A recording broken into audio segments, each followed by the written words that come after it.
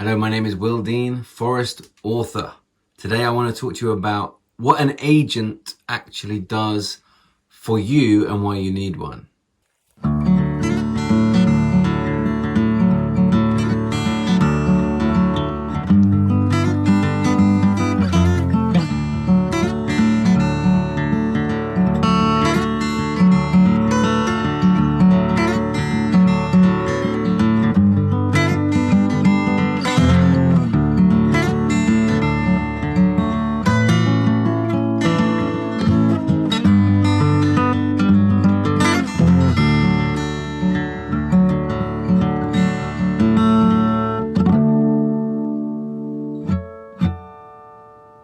Welcome back to my cabin. Hope you've been well. So an agent, it's kind of a strange thing. I never thought I would have an agent in my wildest dreams, Growing up in the East Midlands, I thought an agent is something, Tom Cruise or Denzel Washington had. I didn't think I would ever need an agent. But in actual fact, I have an agent for books who is fantastic. Her name is Kate Burke. She's at Blake Friedman. And I have an agent for TV and film script broadcasting, and his name is James Carroll at North Bank Talent Management.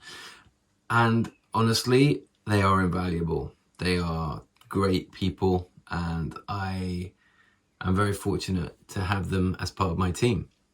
So what do they do? First of all, let's get the elephant out of the room.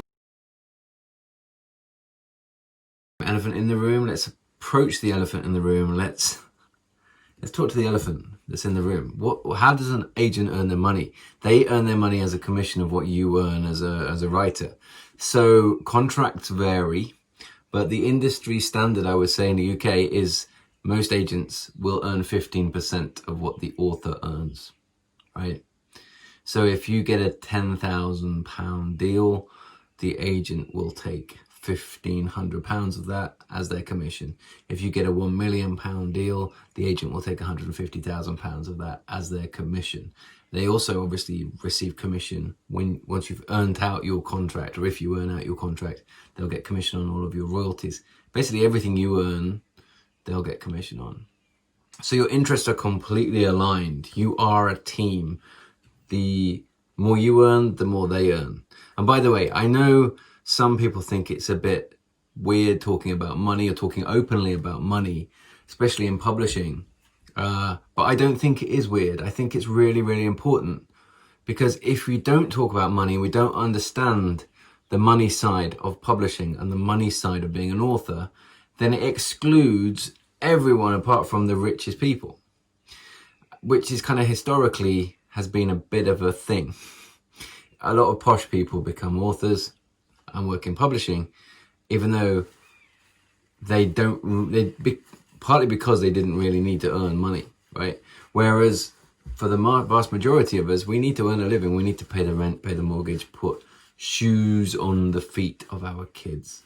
So I am very open about the money side of things as much as I possibly can be, because I think we need to be transparent.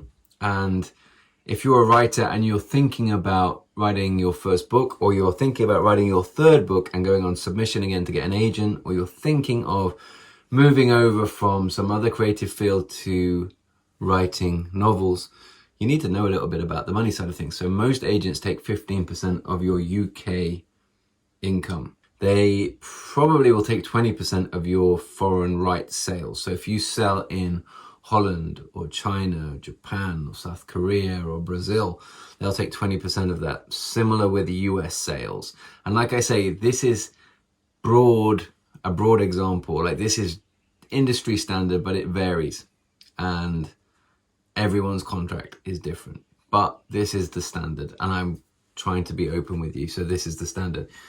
An agent will receive 15% of your UK book income and 20% of your foreign book income. And then it varies when it comes to like audio rights and TV screen adaptations and options and that kind of thing. But that's the general gist of it. If you have a specific question for me, if you're a debut author and you're selling a foreign rights deal, or you're seeking representation, you have a question about a contract and you've been offered representation, then write a comment below, send me a tweet, send me an Instagram DM or whatever, and I'll try and get back to you. Use me. I have foreign rights deals. I have a series contract with One World, who are a fantastic indie publisher. So I've had that same editor for a long time. They are wonderful. So I understand the indie side of the business through One World. And then I've just done my first standalone deal with Hodder in the UK, who are a Big Four publisher, and Simon & Schuster in the US, Big Four publisher. So I'm kind of got a broad range of experience now. I've been in major TV book clubs, the Zoe Ball Book Club on ITV. My books have been optioned by Lionsgate. So I've been through a lot of this stuff, and I want to share it with you, and I want to be open about it so that you don't fall into a trap or make a mistake or get put off by a percentage, something like that. So ask me questions anytime. I'm very open. I live in a off-grid in a bog. There's nothing else for me to do here. So when I'm not writing, I'm very happy to be paying it forward a little bit and helping the next bunch of writers coming through, because I remember very, very distinctly, very vividly, how weird it is to be in the query trenches, or how weird it is to be unpublished trying to get published. It is a very lonely and long and difficult road. And that's me speaking as a straight white dude living in a wood. So it's more difficult for a ton of other people.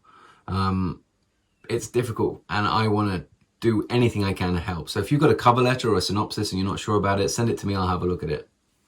If I've got time, I will have a look at it. I'll give you feedback. If you have any questions about writing, about process, send them my way. I'll do my best to answer them. I've given feedback on a bunch of different cover letters and synopsises and first chapters so far.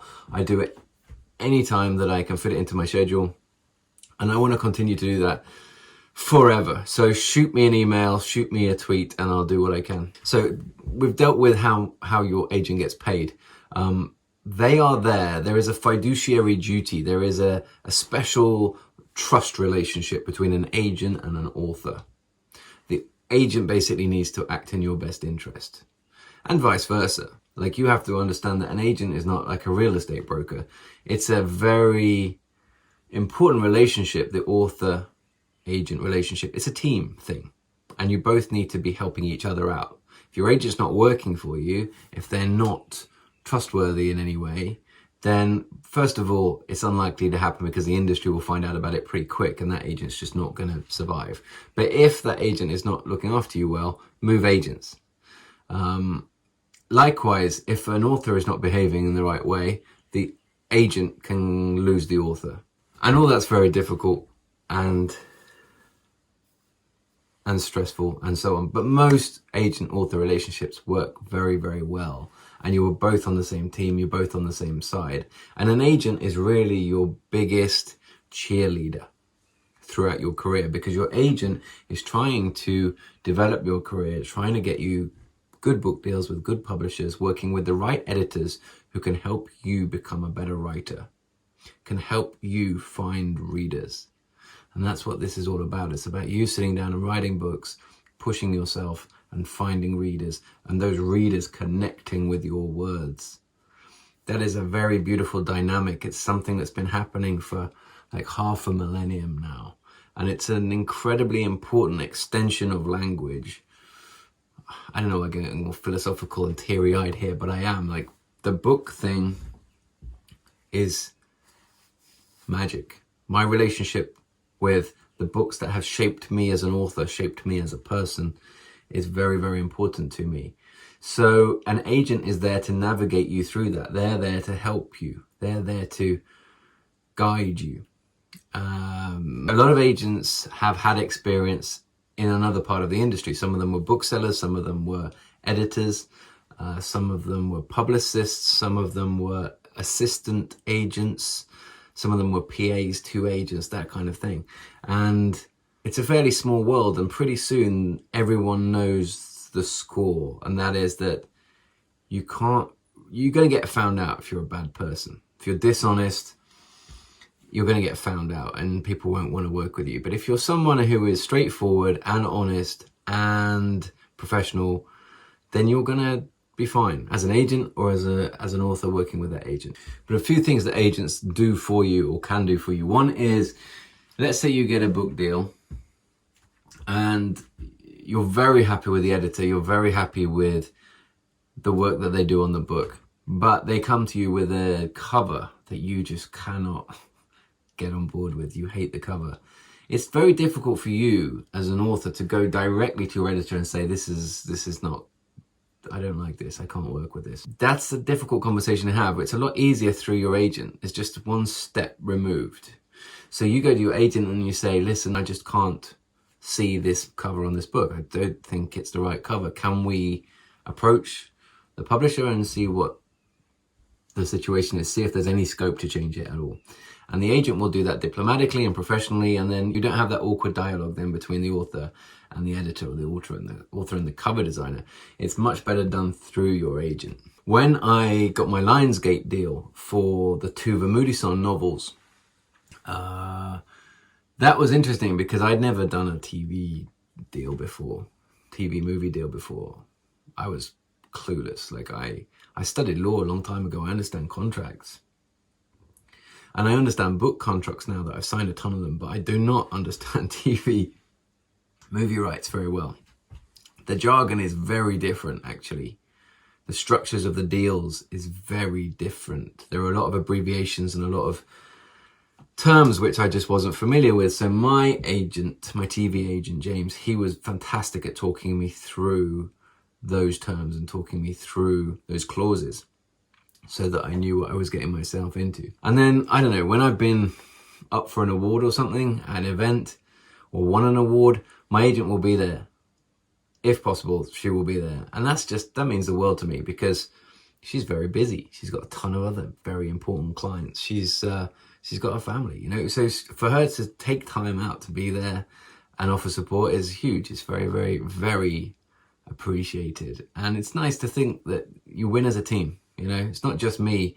I write the stories. I sit down and I write these stories, and I spend hundreds, thousands of hours rewriting these stories to get them to the point where I'm happy with them. But the book, the finished book, is a team effort.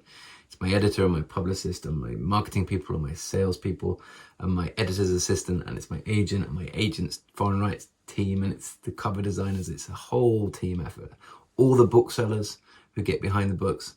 So it's a massive team effort. So it's nice to celebrate those moments together. Some agents are a little bit like Tom Higgins in The Godfather, or Hesh in The Sopranos, you know, a bit of a consigliere kind of advisor type. Some of them are very casual and relaxed, and they work from their kitchen table. Some of them work from huge, very corporate agencies, or they all have their pros and cons. It doesn't really matter. If you are seeking representation, do as much research as you can. Try and meet these people at literary events when that's possible again. Just try and get a feel for them from their social media and that kind of thing, from interviews that they've given, and then just submit. And the ones who like it, make your decision and go from there. But be bold, and if you need any more information about agents, about submitting to agents, about publishing, about who does what in publishing, about a specific agent even, because I think I've met a lot of them now, then contact me. I want to share what I know. Hope this has been helpful. Thank you very much for watching. Take care. Please hit subscribe. Please like the video. Please share it. If you're in like a writing group on Facebook or something like that, share it, and I'll see you soon. Thank you very much. Bye-bye.